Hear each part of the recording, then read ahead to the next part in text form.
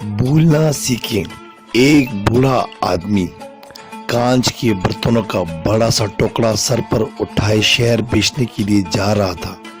चलते चलते इसे हल्की सी ठोकर लगी तो एक कांच का गिलास टुकड़े से फिसल कर नीचे गिर पड़ा और टूट गया। बूढ़ा आदमी अपनी इसी रफ्तार से चलता रहा जैसे कुछ हुआ ही ना हो। पीछे चलने वाले एक और राहगीर ने देखा तो भागकर बूढ़े के पास पहुंचा और कहा, बाबा जी, आपको शायद पता नहीं चला, पीछे आपका एक बर्तन टुकड़े से गिरकर टूट गया है। बूढ़ा अपनी रफ्तार कम किए बगैर बोला, बेटा मुझे मालूम है। राहगीर हैरान होकर बोला, बाबा जी, आपको मालूम है तो रुके नहीं।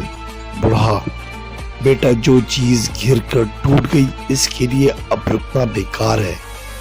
बिलफर्ज में अगर रुक जाता, टुकड़ा जमीन पर रखता, इस टूटी चीज को जो अब जोड़ नहीं सकती को उठा कर देखता, अफसोस करता, फिर टुकड़ा सर उठाकर सर पर रखता तो मैं अपना टाइम भी खराब करता और टुकड़ा रखने और उठाने में कोई और नुकसान भी कर लेता और शहर में जो कारोबार करना था, अफसोस व तासफ के बायस वो भी खराब करता। बेटा मैंने टूटे गिलास को वहीं छोड़कर अपना बहुत कुछ बचा लिया है। हमारी जिंदगी में कुछ परेशानियां, गलत फहमियां, नुकसान और मुसीबतें बिल्कुल इसी टूटे गिलास की तरह होती हैं कि जिनको हमें भूल जाना चाहिए, छोड़कर आगे बढ़ जाना चाहिए। क्यों?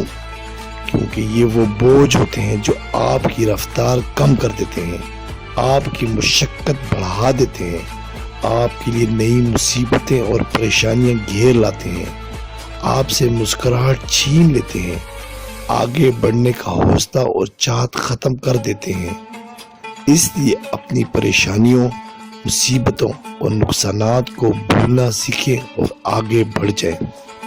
सब्सक्राइब करें, लाइक करें और बेल आइकन पे क्लिक करें ताकि आपको इस तरह प्यारी अच्छी इस्लामी वीडियो मिलती रहे।